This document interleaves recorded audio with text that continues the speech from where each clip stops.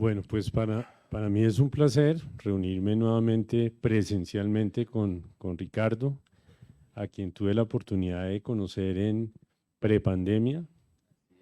Eh, Siempre me han llamado la atención sus columnas, por ahí lo conocí inicialmente y alguien me regaló un libro de Historia Oficial del Amor y ahí fue por donde empecé a ser como un fan de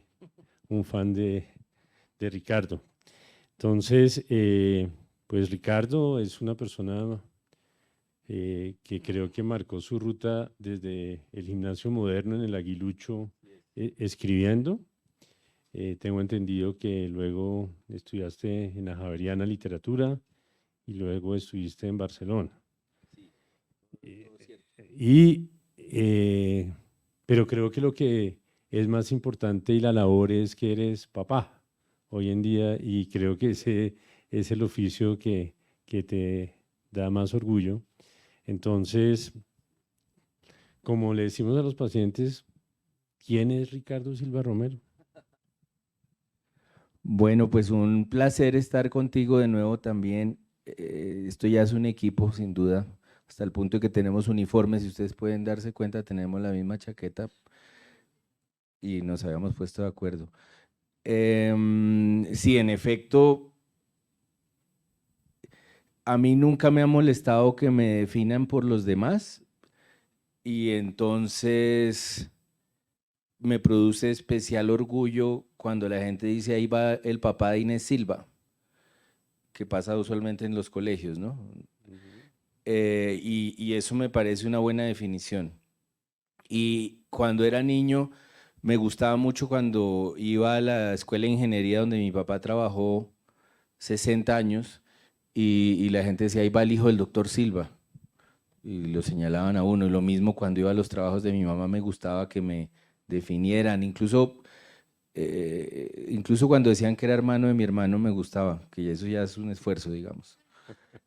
Em, Entonces, no me parecería mal estar dedicado a eso, eh, am, am, a ser el papá de estos, yo tengo 2 hijos, y sí, ahora que veíamos el test y la idea de un propósito, que no solo se pierde en la vejez, sino todo el tiempo se puede estar perdiendo el propósito.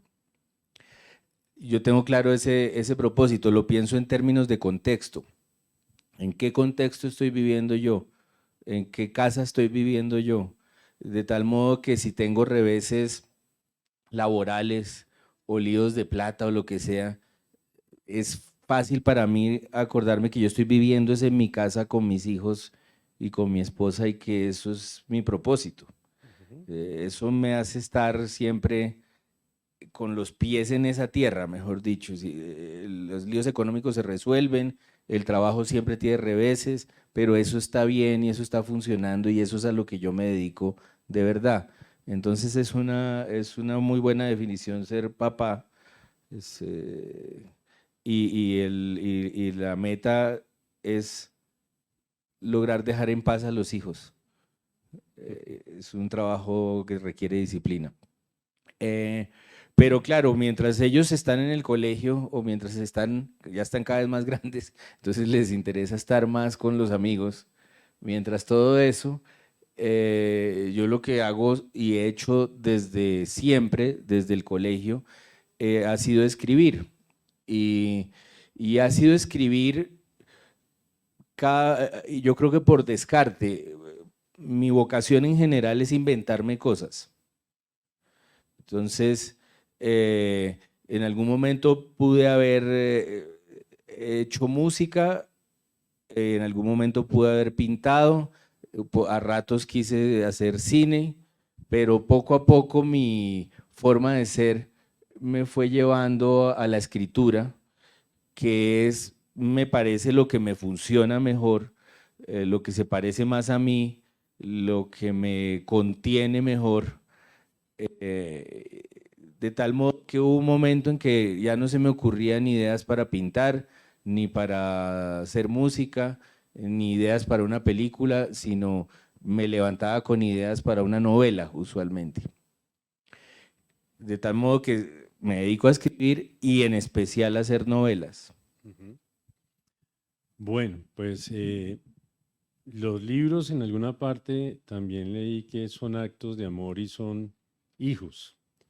Y a mí me gustaría que le contaras sobre todo a quién dedicaste estos últimos libros, empezando por tu papá, luego esta historia oficial del amor y lo que hablaremos ahorita un poco con los últimos. Entonces, me parece Sí. que lo que hay detrás de eso me gustaría que lo compartieras. Sí, yo hacia el 2008 empecé a querer escribir una novela que mi papá quería que escribiera. Mi papá era un papá extraordinario que nunca le faltaba a uno. Era impresionante que siempre estaba y siempre estaba a la mano y siempre le contestaba a uno el teléfono y los viernes preguntaba qué había que hacer el fin de semana. Era un trabajador de ese oficio, de ser papá. Y entonces yo todo el tiempo pensaba, hasta el 2008 yo creo que escribí lo que me daba la gana con mucha impunidad, como mucho, incluso estaba un poco, aunque en las novelas entraba el lío colombiano, la guerra colombiana, los traumas colombianos, hasta las novelas que hice hasta el 2008, en todo caso eran muy libres en cierto sentido, es decir, eran historias a veces fantásticas, dramas muy íntimos, cosas tal vez muy desapegadas al contexto nuestro. Repito, se colaba la guerra colombiana, se colaban los traumas colombianos, pero no se me ocurrían las historias por ese lado.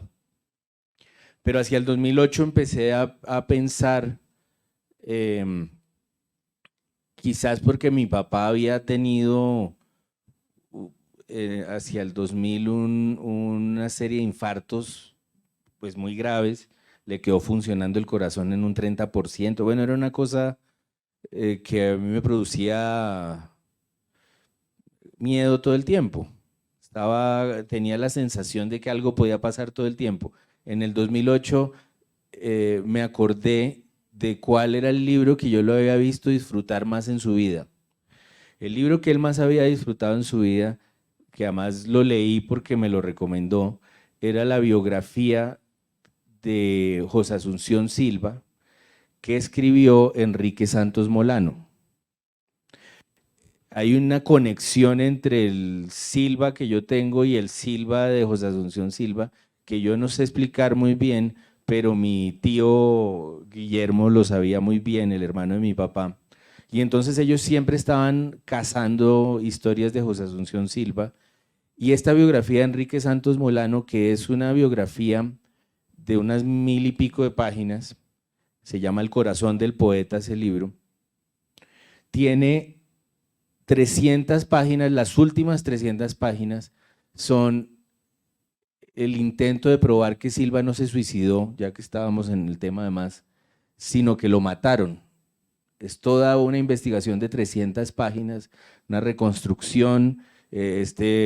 Santos Molano, que es un gran tipo y un gran escritor, se fue, por ejemplo, al cuarto de Silva, que eso todavía existe, uno puede ir a la casa Silva y entrar a ese cuarto, y se fue con un revólver del mismo, el mismo revólver, mejor dicho, y disparó a la misma hora.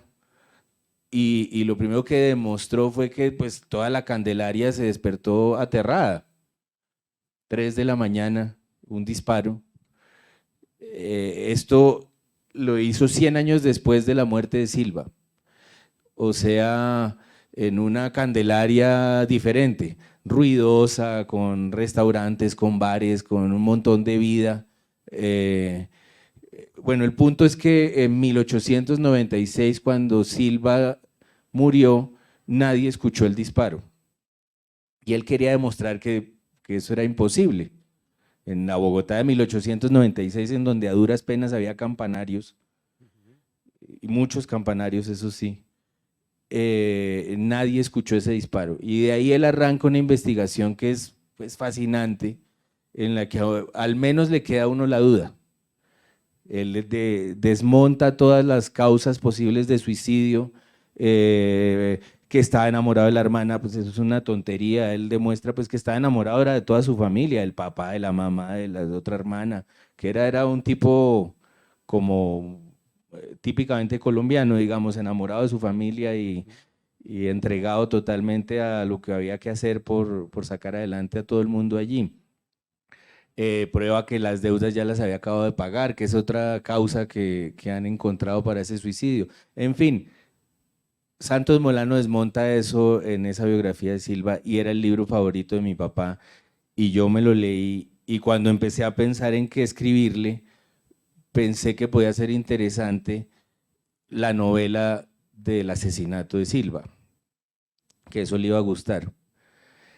En el apartamento en el que nosotros vivíamos había unas reproducciones de las caricaturas de José María Espinosa, que yo no sé si ustedes conozcan. Espinosa hizo una serie de caricaturas a mediados del siglo XIX de personajes de Bogotá. Entonces estaban los locos que en ese momento estaban integrados curiosamente, de maneras muy curiosas, cuidaban a los niños, algunos locos, y los millonarios, los trabajadores, en fin, toda esa sociedad la caricaturizó José María Espinosa y esas caricaturas estaban en el corredor del apartamento y había una que a mí me fascinaba, que era el loco Cacanegra, que era un loco con un sombrero alto que andaba con una bolsita, uno se puede imaginar cualquier porquería allí, y con un rosario en la otra mano. Y va así encorvado, ustedes tendrían que buscarlo, es fácil, loco Cacanegra, uno no se le olvida. Y siempre me fascinaba, además que estaba al lado del baño en el corredor, entonces era muy visible y para un niño de 7 años, 8 años, pues el loco Cacanegra es todo un tema. Y cuando empecé a pensar en la novela para mi papá, pensé, ¿qué tal si el loco Cacanegra, ya un poco más viejo porque su caricatura es de 1860 y pico, y Silva murió en 1896, ¿qué tal si el loco Cacanegra investiga y sabe que esto fue un asesinato y lo logra probar? Entonces esa es la novela que se llama El libro de la envidia, y es el loco Cacanegra un día tratando de probarle a esa Bogotá de 1896, que es muy particular, que Silva no se suicidó, sino que lo mataron. Entonces eso lo empecé a investigar con esta trama en 2008 y se me atravesó otra trama que se llama Autogol, una novela sobre el asesinato de Andrés Escobar. Terminé investigando eso, saqué esa novela, hice otras dos, hice una sobre una masacre que se llama El Espantapájaros, otra que es una conversación de una pareja en la que en la conversación va envejeciendo la pareja. Y hacia el 2012 mi papá me dijo, yo creo que ya no nos queda mucho tiempo, en una llamada, y era, toca escribir la novela prometida. Me senté, escribí el libro de la envidia, se lo dediqué, lo lanzamos, fue un libro relativamente bien recibido, es decir, tuvo muchos lectores, lo presentó Enrique Santos Molano, que se llamó a sí mismo en la presentación el loco Cacanegra, porque decía que a él tampoco nadie le hacía caso de que a Silva lo había matado. Y apenas terminé todo ese proceso, pensé, me va a tocar dedicarle un libro a mi mamá. ¿Por qué? Porque yo firmo Ricardo Silva Romero, como han podido ver, porque me parece una cuestión de equilibrio y me da vergüenza no tener el apellido de mi mamá siempre, y pensé, me va a tocar escribir un libro para mi mamá. Y ella me venía diciendo, así como mi papá me venía diciendo hay que hacer esto y este y este, ella me venía diciendo, yo creo que la historia de la familia es una buena novela. Y en efecto es una buena novela. Y fue lo siguiente que me senté a escribir, la historia de mi familia, que se llama Historia Oficial del Amor, y que es una novela que va hacia atrás. Comienza en el 2015 y termina en 1930 y va desmontando la historia de esa familia hasta que mi abuela llega a Cartagena, que llegó en 1930. Claro, eso no era lo que ella esperaba que yo basara en la historia de la familia una novela, pero yo lo que conté fue la familia hacia atrás, como luego de el siglo XXI empieza esa época de las bombas, los carrobombas, luego la toma del Palacio de Justicia, va para atrás y entonces está el Estatuto de Seguridad y va para atrás y entonces está el Frente Nacional y va para atrás y entonces está la época de la violencia y así va uno viendo a esa familia trenzada con la historia de Colombia. Y pues hay una facilidad para hacerlo porque la familia por el lado de mi mamá es de políticos y líderes sindicales y pues esos han pasado mal rato en estos últimos 90 años. Y entonces terminé de hacer esa novela y entonces me entró culpa con mi esposa porque les había dedicado 2 libros a mis papás y la verdad pues esas son las 3 casas que yo he tenido. Entonces dije, me toca hacer uno para mi esposa. Y ella estaba obsesionada con que yo tenía cierto tono bueno para escribir historias de parejas. Y la verdad era que yo tenía un montón de notas de diferentes parejas. Y pensé, bueno, voy a intentar hacer algo de parejas. Y pensé, pero yo lo que estoy teniendo facilidades para escribir novelas, no cuentos. Dije, pero ¿cómo meto estas historias de parejas en una novela? Y en un momento dado se me ocurrió que a todas las parejas les pasara el peor año que yo he visto hasta hoy, que es el año 2016. Yo escribo columnas, como decía Juan Carlos, y ese año es el año del plebiscito y es el año de Trump y es el año del Brexit y hay una cantidad de males que salieron como si se hubiera abierto la caja de Pandora y que seguimos tratando de reparar hoy.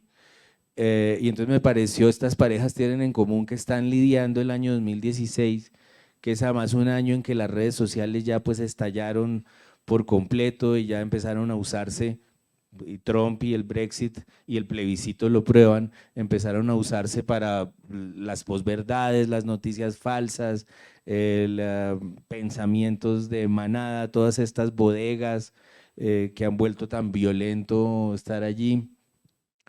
Y entonces me pareció interesante que estas parejas lo sufrieran y les creé un personaje central, el profesor Pizarro, que puede ser nuestro tema a seguir.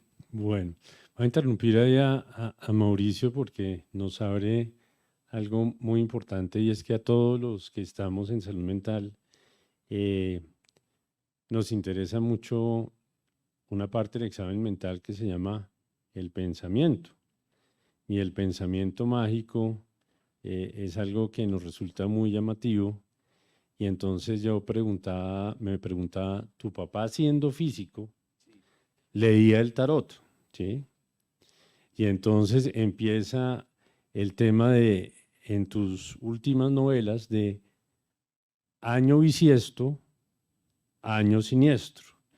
Y en las últimas obras que tienes, siempre combinas en estas historias de parejas, pues la compatibilidad que existe entre los astros zodiacales, metes un poco también el tema del clima que se está viviendo no solamente político, sino el clima como temperatura cambiante, que es un tema que en salud mental estamos empezando a ver qué conexión hay entre salud mental y cambio climático. Pero me gustaría hablar de eso del pensamiento mágico y siento que a veces también está no solamente marcado por tu papá, sino también por ti mismo.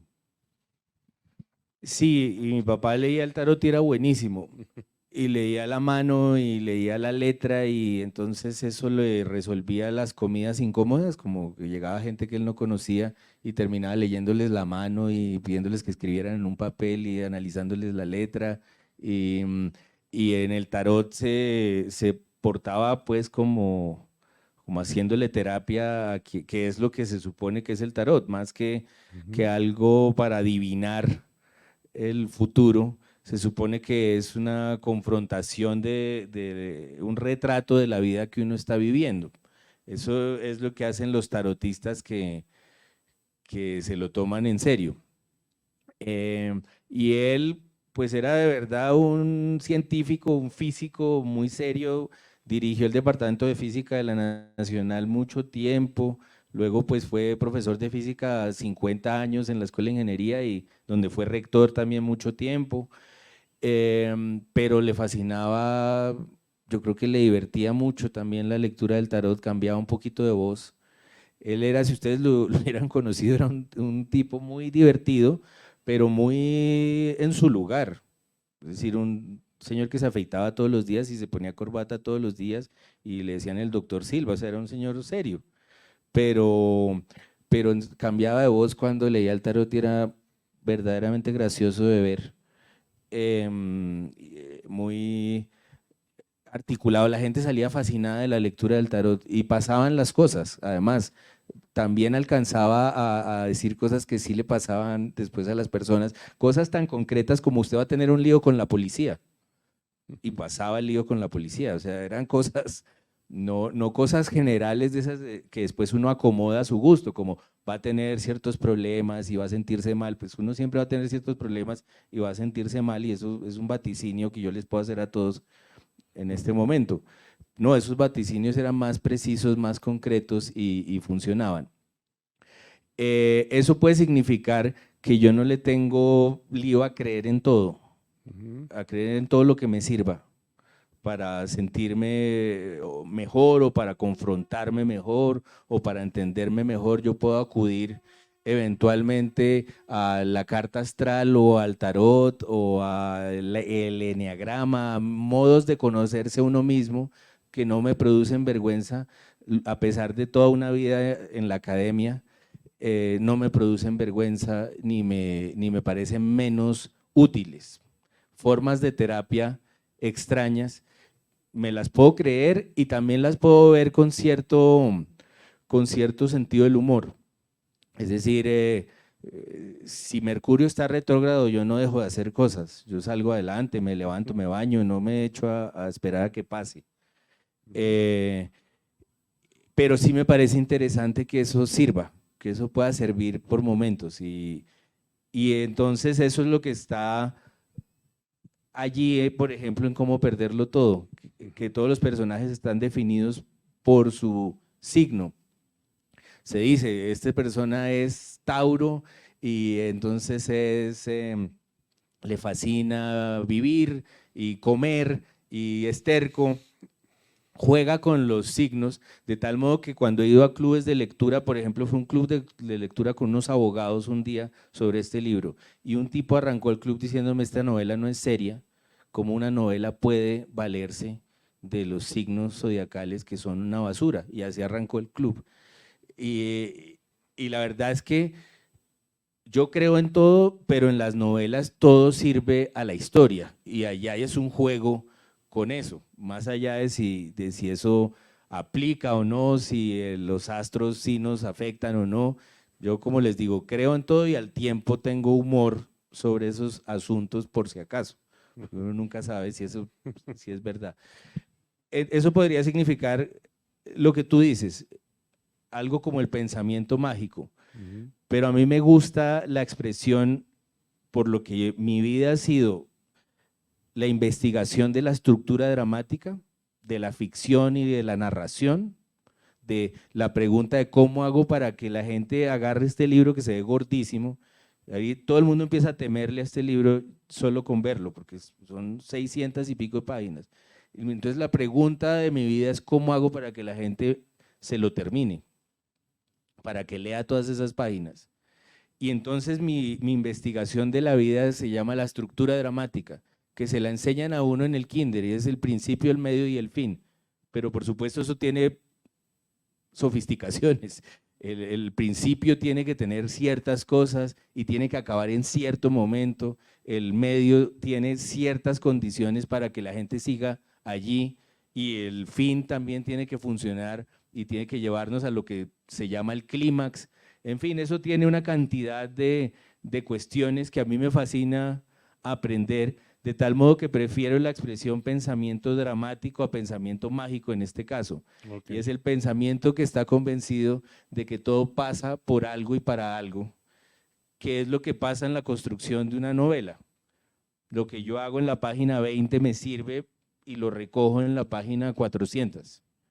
Y es fascinante para el que lo está escribiendo, pero también para el que lo está leyendo, que dice, ah, claro, esto iba para allá. Giros inesperados que uno dice, ah, pero lo hubiera podido prever porque en la página 30 decían tal cosa. Así están construidas también las películas, y creo que puede significar toda una forma de enfrentar la vida, el pensamiento dramático, muy semejante al mágico, pensar que todo tiene una razón de ser y todo va hacia algún lugar, pero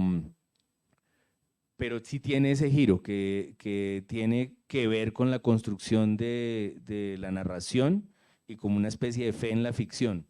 Bueno, Ricardo, vamos a meternos ya en los dos libros. El primero, Cómo perderlo todo, y este que es una secuela que básicamente todo el mundo la pidió en tiempos de pandemia, como que es esto. El doctor Pizarro existió, y quiero ponerlos en contexto de el rol que tiene las redes sociales, favorable, desfavorable, pero el doctor Pizarro en el primer libro le da por poner un Twitter o Facebook. En Facebook, sí. En Facebook, porque su hija Adelaida estaba embarazada, hizo un comentario que las mujeres, que habían estudios muy serios de universidades, donde las mujeres embarazadas eran más inteligentes. Y esto empieza a generar una lapidación por Facebook, y luego en este de cómo vivir en vano, como que a él le gusta la compulsión a la repetición, y esta vez lo hace en otro ámbito. En Twitter es en esta, ¿no? Entonces, me gustaría aclararnos un poquito de redes sociales, salud mental. Pizarro existió, un poco cómo se ha convertido las redes sociales como el culto al narcisismo. Lo conecto también con algo que te apasiona mucho, que es el cine, y me acuerdo ahorita de la serie que en algún momento hablamos de Black Mirror, donde hay un capítulo donde un personaje siente que está perdiendo todo porque no tiene los suficientes likes. Entonces, quisiera que habláramos un poquito de eso. Perfecto, sí. Pues el mundo de cómo perderlo todo y cómo vivir en vano tiene mucho que ver con las redes sociales. Cómo perderlo todo y cómo vivir en vano son los libros dedicados a mi esposa, que eran los que ella quería que hiciera. Y cómo perderlo todo cuenta el año 2016, cómo vivir en vano cuenta el año 2020, los 2 años bisiestos, años siniestros, los 2 años muy exigentes para todo el mundo al mismo tiempo, y entonces sirven para reunir personajes que están soportando el mismo mundo, están resistiendo el mismo mundo, el de esos años bisiestos tan particulares. En el caso de cómo vivir en vano, el año de la pandemia, el año más fuerte del encierro, que empuja a los personajes, muchos vienen de cómo perderlo todo, pues a encarar los conflictos que han dejado por ahí. Y claro, el mundo de las redes sociales en ambos mundos es un mundo que promueve la megalomanía, es decir, un comportamiento infantil restaurado en la adultez. La idea o la ilusión de que el mundo gira alrededor de uno. Y entonces suceden esas cuentas de Twitter, por ejemplo, que tienen 30, 40 seguidores y que se levantan a pedirle cordura al país. O gente que le escribe, esto lo vi en las elecciones de Argentina hace poco, gente de Colombia con de verdad pocos seguidores pidiendo a la Argentina que vote con cordura. Uno dice, pero ¿qué está pasando ahí? Entonces uno ve que no tienen ni un like ni nada, pero hay como, yo veo ese comportamiento muy repetido últimamente, la gente que siente que tiene que pronunciarse como los protagonistas de novela, de los realities, que en un momento dado, cuando le hablan a la cámara, dicen, yo quiero que toda Colombia sepa que yo soy una buena persona. Dice, pero toda Colombia no, ¿cómo puede saberlo? No, ¿y qué le va a importar a toda Colombia? Pues el protagonista de novela está convencido que toda Colombia está esperando su reacción y la gente en las redes también está diciendo, no me he pronunciado sobre Palestina e Israel. ¿Qué van a pensar de mí? ¿Qué va a decir? Que estoy siendo cómplice de Netanyahu. Y uno dice, pero si nadie está pendiente, nadie está mirando, no importa. No, la gente se siente obligada a aclarar que lo que hizo Hamás es horrendo, pero lo que está haciendo el Estado de Israel está desproporcionado, por decirlo menos. Pero uno dice, pero no es necesario, te lo puedes decir a un amigo, te lo puedes decir a tu mamá. No es necesario pronunciarse, emitir un comunicado. Bueno, ese mundo es el que está en cómo perderlo todo y en cómo vivir en vano. Un mundo de gente pronunciándose, diciendo las verdades, ahora sí, y ante nadie, una especie de redes de locos de pueblo con un palo. Es una cosa increíble. El profesor Pizarro, ahora que estábamos hablando de la vejez, me enganché inmediatamente y lamenté mucho no haber estado desde el principio de la anterior presentación porque estaba fascinante. El profesor Pizarro se siente viejo y ha cruzado una edad en la que lo están haciendo sentirse viejo. Este señor a duras penas entiende que es Facebook. Él cree que es como una intranet ahí que publica y su familia ve las fotos que él pone, no ha entendido las dimensiones del asunto. Y entonces su hija le dice, estoy embarazada. Y él se acuerda de un artículo de Scientific American, que entre otras existe, que decía que las mujeres embarazadas son más inteligentes, las mujeres que tienen hijos, porque desarrollan no sé qué parte del cerebro. Por supuesto, cada 5 años sale la investigación contraria y dicen las mujeres embarazadas son menos inteligentes. Y después esos 7 años dicen que sí, y así, todo en Scientific American. Bueno, yo a mí me consta ese artículo porque lo leí y pensé, el profesor Pizarro le va a poner esto a su hija de querido, de decirle, pero tranquila, es una mujer independiente, joven, de otra generación, que de ninguna manera siente que la va a definir tener hijos, ni que nada que no sea ella la va a definir.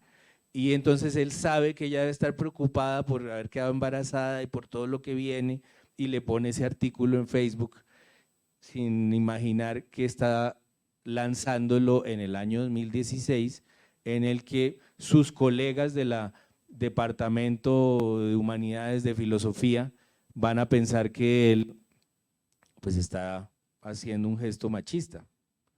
Por supuesto le cae un montón de gente y se crea una reacción en cadena y empieza una cantidad de gente a ver y a recordar sus gestos de hace 30 años, a decir sí, él era como condescendiente y sí, él me miraba como raro, y empieza una especie de debacle en su vida que coincide con que su familia se va toda y él se queda solo durante un año, en el 2016, y tiene esa cabeza medio loca, suelta, sin nadie que lo esté rodeando, para convertirse en una especie de figura de Facebook, un loquito de Facebook. Ese es el contexto. Y luego él en esa novela termina muy aburrido con Facebook, pero en esta, en Cómo vivir en vano, en la siguiente, descubre que lo de él es Twitter. Y entonces ya es más inteligente y crea una cuenta falsa. Y desde la cuenta falsa dice todo lo que piensa y que no se puede decir. El tipo pues no es machista, lo que pasa es que es de otra época. Entonces no reconoce una cantidad de cosas que gente de 30 años ya reconocería. Usa una cantidad de palabras que ya gente de 30 años no usa y se porta, es galante, por ejemplo, lo cual es ofensivo hoy en día. Y yo entiendo, es decir, para mí también es ofensivo, no estoy defendiendo ser galante, sino hay algo ahí que él no alcanza a entender, que se le pierde en la traducción del mundo y nadie se lo logra explicar. Y en Twitter encuentra ese refugio de decir barbaridades con otro nombre, pero la trama ya arranca en el momento en que alguien en Twitter le dice: yo sé quién es usted. Usted se está haciendo el que no es el profesor Pizarro y usted es el profesor Pizarro. Y empieza pues a colapsar todo en el año del 2020. Ese es el contexto. Mauricio, yo creo que como dicen mis hijos, no hay que, esto me siento mal diciéndoselo a un escritor porque no sé qué significado tiene, pero no hay que spoilear las novelas. Entonces, en aras del tiempo y para tener algo de preguntas, el último punto que te quiero decir que me encantó, y ya de la parte de tus columnas y todo, es que tú decías que debería existir un psiquiatra general de la nación, y que la Corte Constitucional debería generar como unas normas para la egolatría y la patocracia. Sí. Entonces, ese último punto antes de darle paso a las preguntas del auditorio. Bueno, ustedes deben saber mejor el nombre del personaje que habló de la patocracia, que es un polaco que creo que se llama Lobanowski, no sé si lo han tratado, sí. Y a mí me parece que tiene todo el sentido esa idea de que usualmente estamos gobernados por traumas sin resolver, por gente con unos líos que no han sido tratados. Y pues podríamos hacer la lista de los presidentes del siglo XXI en Colombia y ahí hay pues son miedosos si uno ya los mira con calma. Entonces me parece que tiene todo el sentido y en un momento dado a mí me pareció que ese era un buen chiste, que había que quitar procuradurías y fiscalías, porque además ahí se pisan las unas con las otras, la Contraloría, la Fiscalía, la Procuraduría, y son como una red de matones que no dejan trabajar a los funcionarios correctos y a duras penas agarran a un par incorrectos. Y me pareció que era más lógico tener una Psiquiatría General de la Nación que estuviera más bien pendiente de los casos de salud mental que se están volcando sobre las decisiones de todos. Pero les digo, me pareció que era un buen chiste y ya no me parece chistoso, me parece que es necesario y es urgente, y me parece que hay que pasar a los funcionarios de un Estado por esas preguntas, no por algo, no por una investigación ni una persecución de nada, sino por una cultura de la terapia, que me parece que es lo que no hemos logrado tener aquí. Aquí hemos tenido claramente una cultura de la aniquilación, una cultura de prevalecer, de ganar, dominar, subyugar, esclavizar y al final matar al otro. Y también hemos tenido una cultura que ha agarrado cada vez más fuerza de paz, de gente que propone diálogos y mesas de paz y que acampa cuando se caen los acuerdos de paz, pero me parece que lo que tendríamos que lograr y que es lo que me parece tan importante de cosas como la Comisión de la Verdad o la JEP o la Unidad de Búsqueda de Desaparecidos, es una cultura de la terapia. Y por ese lado es que va la idea del psiquiatra general de la Nación, que uno se imagina que nombrarían a un politiquero y todo caería, pero me parece que hay que insistir, así sea en el chiste, porque hay que insistir en una cultura de la terapia, de investigarse a uno mismo. Muchas gracias, Mauricio. Bueno, pues ¿quiénes quieren? Allá hay varias preguntas. Entonces, muchas gracias por el conversatorio. Me gustaría empezar diciendo a Ricardo, muchas gracias por venir, y pues al doctor Molano por extenderle la invitación. Creo que muchas de las cosas que hacemos en nuestra vida diaria son motivadas de nuestras vivencias y de nuestras ilusiones. Entonces, qué lindo de verdad que puedas retratar tu vida y ese amor por tu padre, por tu madre, por tu esposa en tus libros. Creo que es muy valioso, y mirar cómo la salud mental se mete en todo, ¿no? Entonces yo creo que la idea del psiquiatra general de la Nación no es para nada descabellada, e incluso podríamos postular al doctor Molano.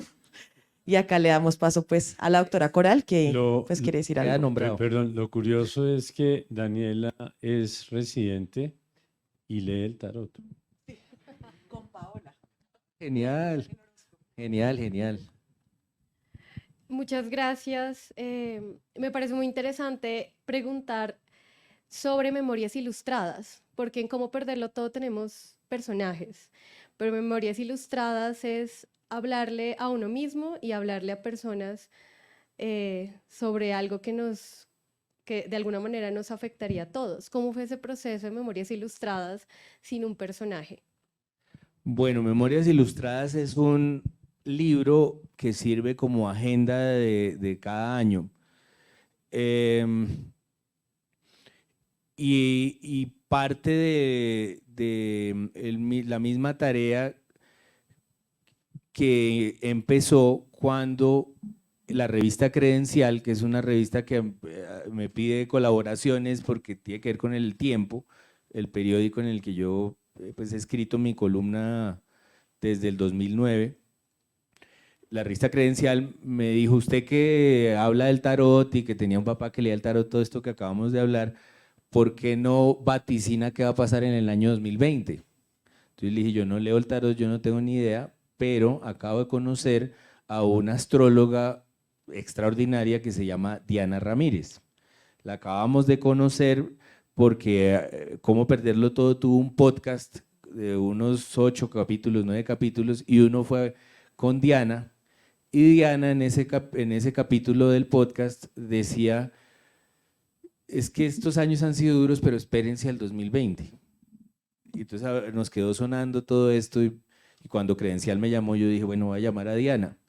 Diana me hizo unos audios de por dónde iba a pasar todo lo del 2020, y sobre esos audios yo escribí el artículo contando lo que me había dicho Diana, y resultó que encajaba con lo que pasó en el 2020. Entonces la gente lo compartía ya cuando empezaron las cuarentenas, todo el mundo básicamente pensaba que yo había vaticinado todo y me empezaron a mirar con mucho respeto. Y era Diana, yo por supuesto siempre me los mandaba donde Diana porque yo no entiendo bien yo no leo la carta astral, pero de ninguna manera. Y entonces pensamos en el 2020, en el ánimo que había, todo el mundo estaba encerrado, hicimos unas lecturas en voz alta de Historia Oficial del Amor, de Cómo Perderlo Todo, hicimos otra de Río Muerto, que es otra novela que yo saqué justo en medio de la pandemia. Hicimos esas lecturas en voz alta y creamos una especie de comunidad que tiene el nombre del apartamento en el que yo vivía, el 603 de la Gran Vía, y pensamos, para seguir esa comunidad, lo ideal es hacer este libro que se llama Memorias Ilustradas del 2021, es del primero, en el que hagamos el mismo ejercicio del artículo de Credencial. Entonces Diana miró todo lo que iba a pasar en el 2021, me mandó unas notas y yo sobre esas notas escribí cada mes con el mismo delirio de procedimiento, es decir, improvisando textos, como fuera yo leyendo lo que ella decía, atando los cabos de lo que ella decía, porque ella misma, cuando lee la carta astral, es interpretable. Ella dice unas frases que uno se queda como en el aire y no entiende muy bien. A veces es súper puntual y dice: este mes va a haber protestas, o va a haber una guerra, o va a tener que tener uno cuidado con la plata. Por ejemplo, este mes, noviembre, que ha sido particularmente duro para mucha gente. Y con esas frases y esos audios de ella, yo me inventaba cada mes, veía qué canciones eran las más útiles para cada mes, qué películas podía uno ver para soportar el mes. Todo sobre la base de algo que ella dice, y es que hasta el 2024, de 2020 a 2024, iban a ser años muy exigentes para todo el mundo, más de lo normal. Y a mí sí me parece que ha sido cierto, que ha sido como redoblar los esfuerzos. Uno ha tenido que tener más ánimo. Ahora que veíamos el test en la presentación pasada, pues no aplica para los viejos, sino para la gente de 20 años. Ha estado duro vivir, me parece. Y entonces el propósito era que fuera menos duro vivir y uno pudiera en los peores momentos buscar la serie de Netflix que lo iba a salvar esa semana en particular. Y claro, ahí no hay personajes, sino que el personaje es una voz que es la suma de lo que dice Diana más lo que yo hago con lo que diga Diana, y el propósito es pues ser compañía, servir para algo, que fue lo que yo me pregunté cuando nos encerraron en pandemia, qué era lo que yo quería hacer con esto, era servir para algo, y ahí esa ha sido la motivación. Bueno, tenemos tiempo para 2 intervenciones más porque estamos un poco colgados de la agenda. Entonces, le voy a dar paso al doctor y después al doctor Barrera. Gracias. Bueno, primero, un gusto conocerlo. Segundo, que usted hablaba del psiquiatra de la nación. Bueno, tuvimos a la doctora Corcho y que nada, que hacer un paralelismo con 100 años de soledad, ¿no? Que al final termina con que nace un niño con cola ¿de qué? De puerco, ¿no? Entonces, esa parte es como comentario, ¿no? Gracias.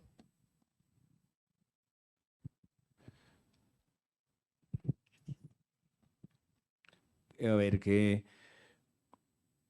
¿Y ella en qué sentido lo decía? Ah.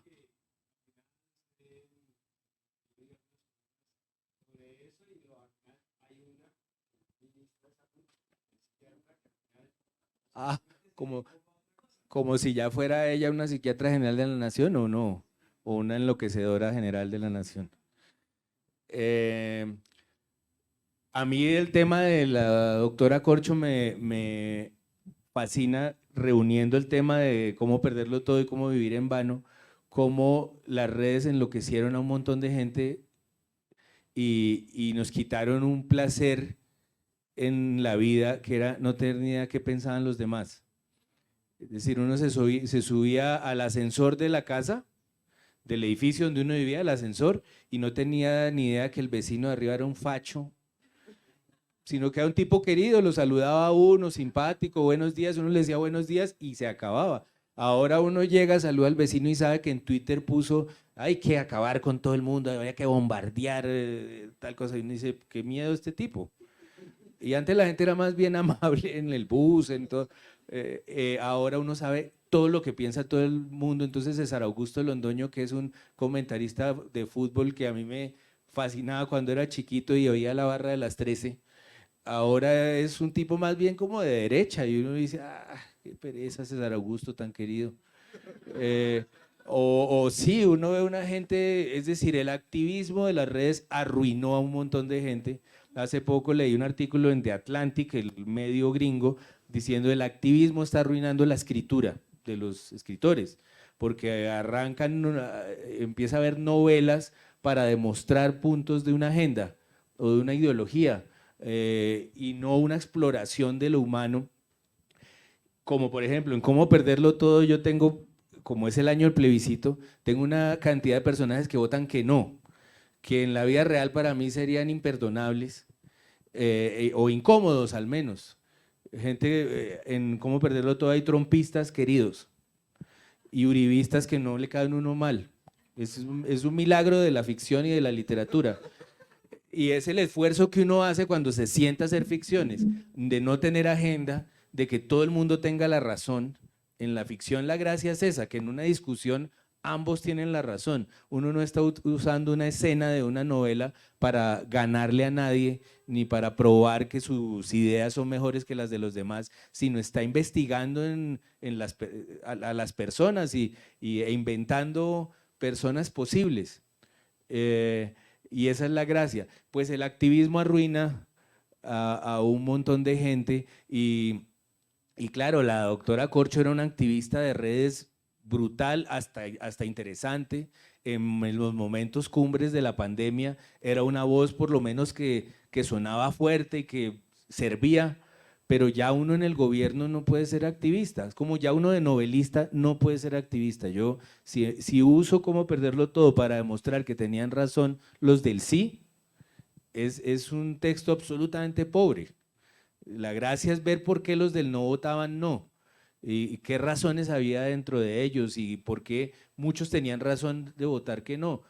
Yo hice 20 columnas a favor del sí, porque además en ese momento tenía 2 columnas y no hice sino desgastarme para que eso saliera bien, y fue una lección para mí muy importante que me sigue rondando, que ganara el no, y era la lección de que uno vive en una burbuja y no tiene ni idea de las razones de los demás, y como gente que decía, pues que a mi papá me lo secuestraron 8 años, los de las FARC, ¿yo por qué tengo que darles chances? A ver, esas razones que había tantas por allí, hasta gente con razones jurídicas que decía ese acuerdo no está bien escrito. Bueno, había un montón de razones para votar que sí y un montón de razones para votar que no, y la política nos empobrece por definición, es decir, a los políticos les sirve que todo sea sí o no, blanco o negro, juegan siempre, esto es el miedo contra la esperanza. Por supuesto, los unos creen que son la esperanza, los otros también, pero justamente la labor de una novela es servirle a la complejidad, a la confusión, a las razones del sí, a las razones del no, a hacer todo más difícil. Pues el activismo es todo lo contrario y es el blanco y negro total, y que es lamentable cuando alguien llega a gobernar así, a despojarlo todo de contextos y de complejidades y a simplificarlo como una guerra entre barras bravas. Pues eso es un peligro. Andrés. Muchas gracias. La pregunta, la isla desierta. Ricardo, si usted terminara en una isla desierta, ¿cuáles sean las 3 novelas que querría llevarse allá y por qué? Y si yo terminara, ¿cuál fuera su novela que usted me recomendaría que me llevara? Bueno, están buenísimas. Pues mire, pensé en novelas que pasan en islas, que yo creo que sería bueno si uno está en una isla desierta, como acompañarse de novelas que a la gente que le esté pasando lo mismo. Entonces, El Señor de las Moscas es una novela extraordinaria que pasa en una isla, unos niños caen allí y tienen que montar una sociedad sin adultos, y entiende uno cómo se construyen las comunidades. Eso es una gran novela que yo me llevaría El Conde de Montecristo, que además es larga, entonces pues yo esperaría que me rescaten eventualmente, pero allí tendría mucho para hacer, y me llevaría un libro que es una conversación entre Truffaut y Hitchcock, cineastas, que se llama El cine según Hitchcock, y es Truffaut y Hitchcock, casi que Truffaut haciéndole terapia a Hitchcock película por película, diciéndole esto por qué, ¿será que su mamá lo trataba mal? Bueno, es súper apasionante, y al que le gusta narrar, es una lección de narración que es impresionante. Y yo, pues si me tocara recomendarle una novela mía para llevarse a la isla, creo que me la jugaría hoy por la de Cómo perderlo todo. Iba a decir Historia oficial del amor, pero creo que para Una isla desierta hay más chismes en la otra. Bueno, muchas gracias. Realmente ha Mil gracias. sido muy agradable esta conversación. Recuerden, por favor, que hay unos libros que trajimos y el que quiera, obviamente, tener la dedicatoria de Ricardo, pues creo que es algo muy, muy valioso y nuevamente muchísimas gracias.